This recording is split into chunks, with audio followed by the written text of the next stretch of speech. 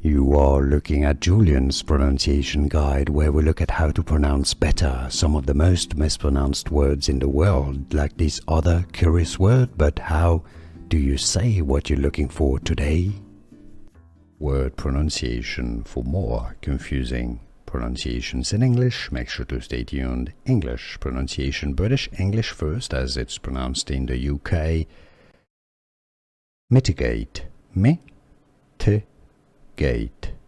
Mitigate. Stress on the first syllable. American English pronunciation is pronounced with a flap T, which sounds more like a D, as in mitigate. Mitigate.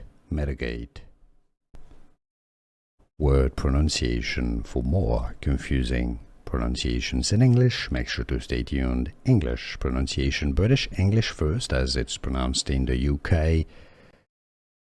Mitigate. Mitigate. Stress on the first syllable. American English pronunciation is pronounced with a flap T, which sounds more like a D, as in mitigate.